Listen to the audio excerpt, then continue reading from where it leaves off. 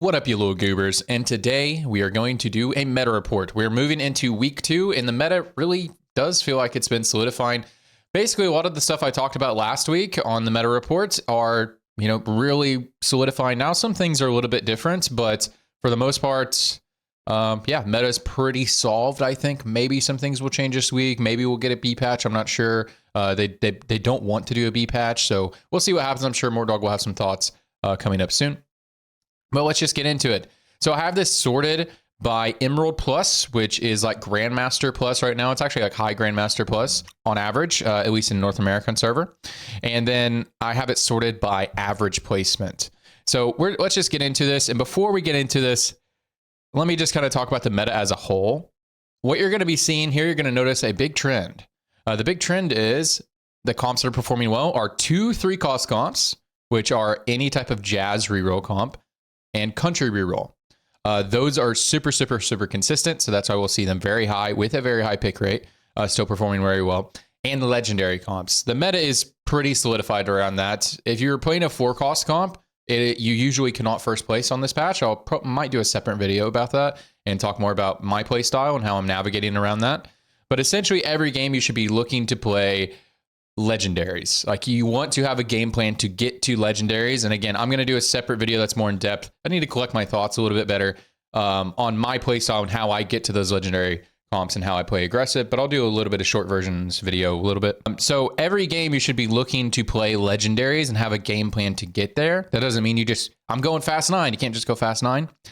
And or alternatively, be willing to play the OP 3-cost rerolls, which are country and Jazz variations, as well as Crowd Diver Katarina, if you know how to play that build as well, is very good. That's not to say there aren't good 4-cost carries. Like TF is a very good 4-cost carry. Akali is a very good 4-cost carry. Zed in the right spot can be very good if you can get 6 Crowd Diver in and all that good stuff. Those all can be very good comps. It's just you're not going to see them reflect very well in the data, because a lot of people play those comps. A lot of people will default to them. A lot of people who, some games, they'll go fast 8 when they probably shouldn't have. And they end with those comps and they leak throughout the game. So their placement's not going to be very good. And again, if you want a first place, you almost always have to cap your board by pivoting to a legendary carry or having a very strong 4-cost like Akali and have very good legendaries supporting her, like Ziggs, have your Ahri duo carrying. Like Akali and Ahri is pretty good. But you still need to cap with like Ziggs and Alawi and stuff like that in order to actually win the game. So that's why you're not going to see it perform very well in the data. And so like the first comp we have on here, it says Jazz Alawi. I don't even know what that means. Jazz Alawi. Any of you guys carrying Alawi? Like I don't know what that means. What this means is this is just a legendary comp where you've capped out your board with the best legendaries. So like the best like splash legendaries are like Alawi Yorick, right? And if you're going to end your game with Misfortune and Bard on your board, then you're probably going to carry either Jhin or Lucian or Ziggs. Jhin, Lucian, and Ziggs are the best carries, the best 5-cost carries. I think Ziggs is the best one in my opinion. And so obviously this is going to perform really well. You just get legendaries on your board and splash Jazz. Like, okay, that doesn't really help us, right? Next up is Annie reroll. So Annie reroll has started to pop up. I think Annie reroll is the only good 1-cost carry. And you can do Emo or Spellweaver Chosen. Either are pretty good. And you just go double Sojin. So Sojin is her Superfan item. So if you're rerolling her, you're going to reroll her with Superfans. And then you're going to play around like KDA and Emo and Guardians and that sort of thing. And so her Superfan item is Sojin. And then you just build another Sojin +1. If you do Nashor's Tooth, she's just casting like crazy. You just need her to continually cast. But if you don't end up building Nashor's Tooth, you build something else, that's fine. But really, it's double Sojin is what gets you going. And remember, one of them is for free from your Superfan. So ideally, you just want to roll for this comp on 5 or 4. Get your 3-star Annie. You can look for 3-star Kennen and Lilia, but they don't really matter. What matters is Annie. It's going to be very hard to 3-star Kennen or Lilia. They're very contested. And then you go fast 9. You just progress levels, go to 8, go to 9, see where you can end up, and then add some Emos, add some Guardians, add some KDAs, and you'll be good to go. This is like the only good 1-cost reroll. You actually don't pivot off of Annie unless you're offered like a Ziggs Dazzler Chosen on 9 or 10. Very good reroll comp.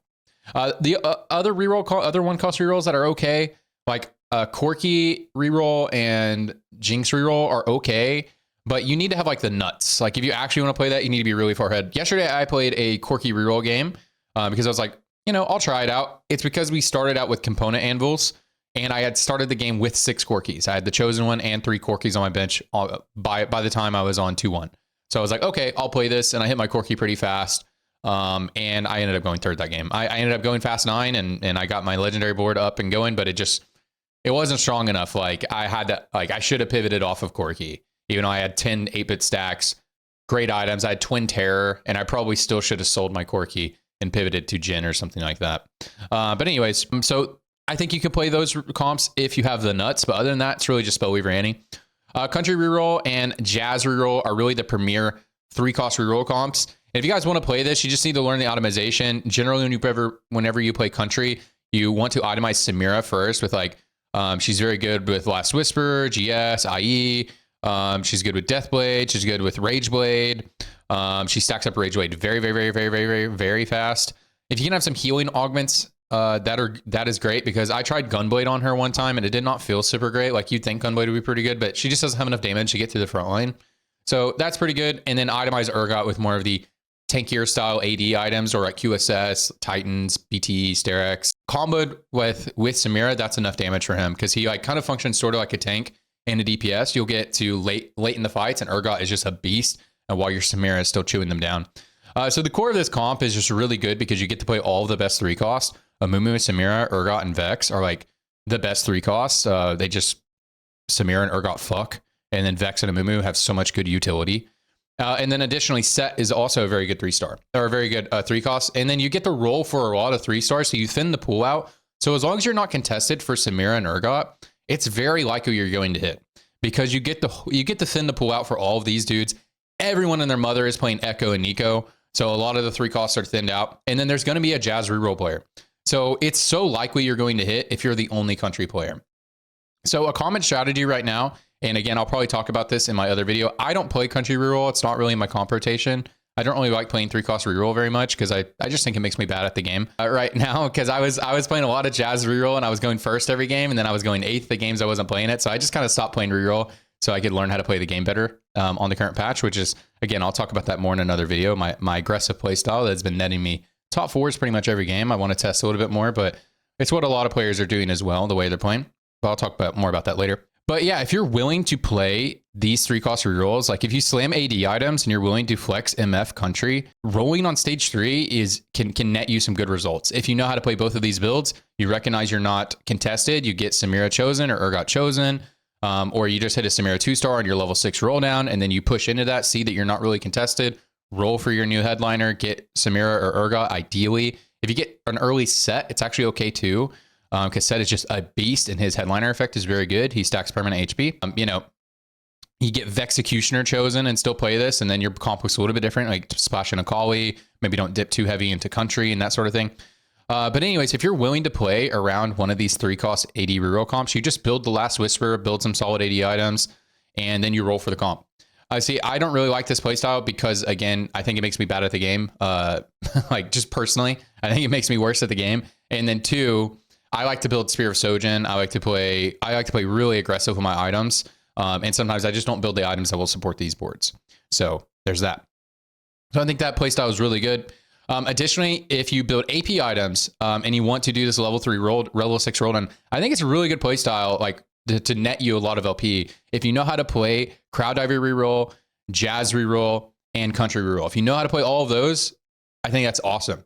And so if you end up building AP items, like, you know, she can use like Sojin, JG, Hodge, like that's a great build on her. Or you can go JG Hodge, QSS or something like that, or BT or something like that. Like, I think I actually really like the Sojin Hodge JG on her. If you build those items and you're willing to play Katarina reroll, I think it can be really good. But if not, if you're also willing to like play Fast 9 comps and that sort of thing, and you roll and hit a Senna chosen or something like that. So I think learning how to roll on stage 3 will net you guys some good results. And again, I'm going to probably do a different video on that. That's not being covered today. Today is just covering the meta.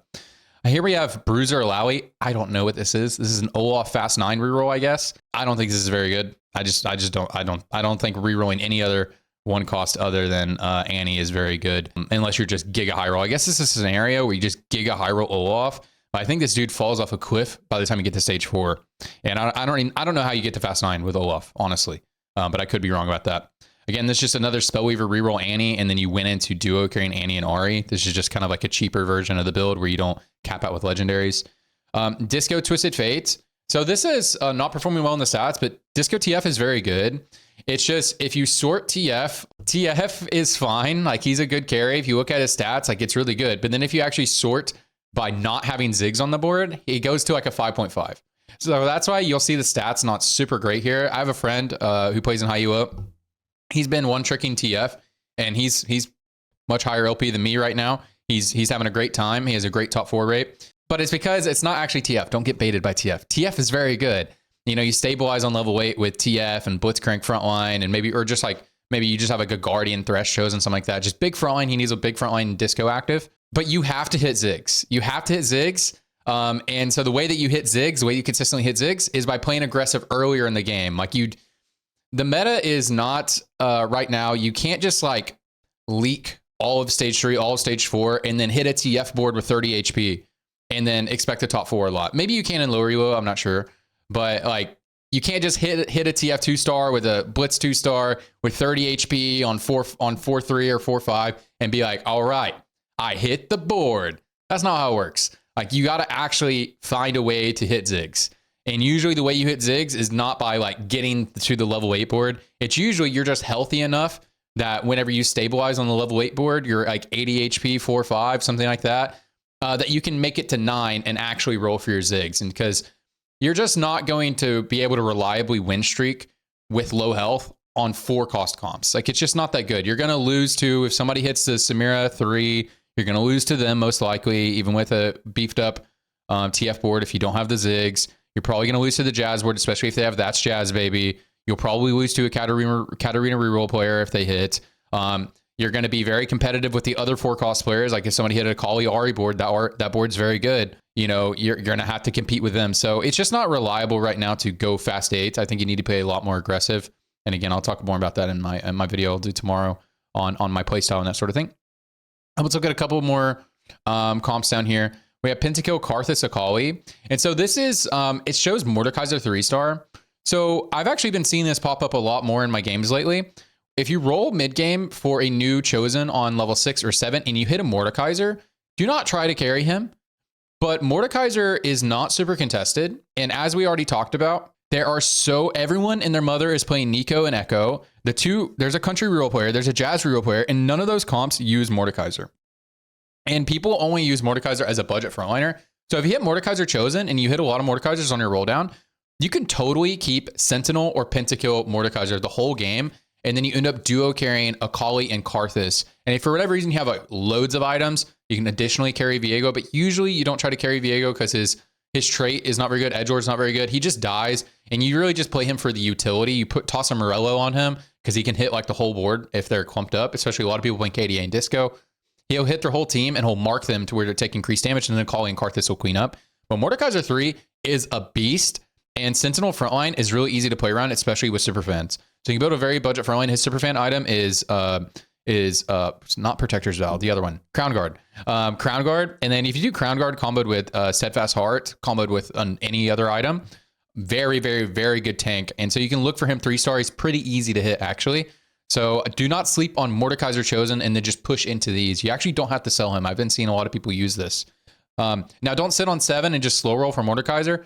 You just want to stabilize on Mordekaiser if you get Mordekaiser, and then fill out your backline with just some good DPSs. You can play like Kale, before you hit your Karthus. And then you go 8 and roll for the 4 cost boards. And then you can get pretty good placement off of this. Usually you can top 4 if you are healthy moving in. If you are healthy, once you get the level 8 board online, you can usually just top 4 with this. But obviously you want to try to cap out your board with like Yorick, and then eventually maybe pivot off of Karthus and stuff. But sometimes you just end with Karthus, and that's fine. Next up, here's True Damage Senna. I don't think you play this build on purpose. A Senna reroll is probably one of my most played comps, but it's because I played it so much on PBE and I'm a little bit biased towards it. It's so good, but they nerfed it really hard. They nerfed it really hard on the A patch. And so I never play this on purpose. The times I'll play this is if I'm rolling for a new chosen on level 6, I will always buy Senna, because if I end up getting like 4 copies of Senna and then I get offered a Senna chosen, boom, I know I'm hitting Senna. As long as I'm not contested, I know I'm going to hit a Senna 3 that game, because everyone's contesting all the other 2 and 3 costs. And so I just hit the true damage board with Superfans, and I'll buy the Sennas when I'm rolling down. And then occasionally I'll go for Senna and a Felios 3. Felios very uncontested as well. Pretty easy unit to hit. And this will usually get me a top 4 for free if I can hit this early on in the game when I'm pretty healthy. If not, I just really like Senna as a mid-game chosen. I think she's very good with items, and she fits very well with the Superfan frontline. So I don't think any of you guys should play this on purpose, but whenever you're doing your roll down and you're like looking for the Jazz comp, or you're just looking for a good tempo comp, make sure you pick up Senna, and 3-star can actually be very good. All right, next up we have Mosher Nar. So Mosher Nar is actually okay, or Pentakill Nar or Superfan Nar. Superfan Nar is pretty good because you can get the 5 Superfans in. So this is just showing a vertical Mosher, but I don't think that's actually how you play it. I think the other 2 chosens are actually better. Maybe Mosher's better than Pentakill. I'm actually not sure. But if you get a Nar chosen in the mid game, if you built like BT Titans and then his Superfan item is Sterex, like that's really good. It feels really nice. Even IE sometimes can feel okay. You just shred through frontline or GS. Those items feel very good on him. And so if you built those items like you're looking to transition to a crowd diver build, and you hit Nar chosen and you just natural a bunch of Nars, you could just stay level 6 and roll for your Nars. So you can dip into like vertical Mosher. I think you just stop at 4 though. Urgot, you can roll for Nar and Urgot. You can also contest the country players, which is nice. You can play a little bit around country, but usually when I play this, I just play with the Superfan frontline. And then I'll like, if he's Mosher chosen, then I'll just get 4 Mosher, which is usually going to be Poppy, Urgot, and Set. That actually makes 5 if he's that chosen. But yeah, I'll just play around the 4 Mosher, especially Superfan or Pentakill chosen. Yeah, it's Set, Urgot, and Poppy. Very, very, very good units. And then obviously you want to cap out with Yorick. Yorick can replace the Set or the Urgot if you're itemizing them. And he can be good to go. And then you just kind of like, you get the top 4 by your Nar as a beast in the mid game, and you kind of cap out maybe with Urgot 3 or your Poppy and Yorick. Very good top 4 comp, but you just get outscaled by the legendary comps usually. KDA, Ahri. So it's like an Ahri Akali duo carry. I think Ahri Akali duo carry is actually very good. And especially if you have Ahri chosen, you can actually play 5 KDA. I don't know if you exactly play Kaisa and fit it in here and that sort of thing, but 5 KDA can be very, very, very good. Very stable on level 8 comp. But again, you're not seeing this perform really well in the data, even though I think this comp is very good. It's because a lot of people, when they're playing this, they just like, they go 8 with too low of HP and they try to win the game just off of 4 costs. And it's very hard to win the game off of 4 costs. But if you can get this comp when you're healthy, and Akali is a beast on stage 4 and stage 5. Like she's very, very, very good on stage 4, stage 5. But once you go to stage 6, you'll start losing if you don't cap out with legendaries. So eventually you want to get to Ziggs or want to get to like Yorick and Alawi and that sort of thing. And then you can get a very good placement. So I think the Ahri Akali duo is actually very good. Already talked about some of this stuff. Oh, now we're getting into the territory of stuff really not performing well. But it's actually kind of hard to interpret stats because something like if you had a Vex 3 and a Mumu 3, that comp is really good. It's just, it's probably not performing really well because you don't really play it on purpose. Vex is such a contested unit. And so if you just like get a Vex chosen and you're like, okay, I'm Vex reroll. And then you peek around and you see that like the Akali board is playing a Vex and the country board is playing a Vex. And then you sit there and try to keep hitting it. You probably need to pivot off Vex. You probably like, if you hit a Vex chosen mid game, you hit a Mumu 2 and you're like 80 health, that might be fast 9 time, baby. Or that might be, you go level 8, sell the Vex and look for TF, like, and then go fast 9 or then go 9 after that. I guess that wouldn't be fast 9, but yeah, so that's why you won't be able to see it performing really well in the data. But if you hit a Vex 3 and a Mumu 3, like it's very good. Let's see if we have any more. Maybe we don't have any more. EDM Lux. I think this comp can be good, but you need 3 item Lux and you need this pretty early. And I actually think it can be very, very, very good if you get EDM chosen and then you play 2 Dazzle. I think can be very, very, very good. I've also played a Dazzler version. If you can fit all the 4 cost frontline, it's actually good, but you need an early 3-star Lux and then go 9 and play Ziggs. So it's another comp that's kind of conditional on hitting Ziggs. A lot of things are conditional on hitting Ziggs. Edgelords, guys, do not play Edgelords. Do not play this comp. Don't play it. And again, when we get down here, we're seeing like Heartsteel Ezreal, 8-bit Caitlyn, Executioner Karthus. These are not bad units. These carries that I'm saying are not bad units. It's just, again, their placement rate is so bad because people are, the play rate is also pretty low, but it's because people are trying to stabilize on 8 with too low of HP and they just end with this board and they die. If you end with this board and you're low health going into it, you're not going to place high. Like, it's just what it is. But if you were healthy and you stabilize on these boards, you are going to place well, but not because you're playing these boards, because these boards are pretty stable on stage 5. You're going to like win-loss, but pretty stable. But if you hit these boards and you're pretty stable on stage 5 and you're healthy, then you're going to go 9 and not play these boards anymore. So that's why it's just going to be very bad in the data. 4 costs are not reliable ways to finish the game, at least in this ELO. If you're in lower ELO, you probably can, but your goal every game, if you're not playing a 3-cost reroll, is to get to either Jhin, which you need a whole lot of frontline, Lucian carry, or Ziggs carry, or all of them together if you're super high roll. You know, that should be your goal pretty much every single game if you're not 3-cost rerolling or anti-rerolling. But anyways, that's pretty much it for the video. Hope this was helpful to you guys in understanding the meta, and I will see you on the next one.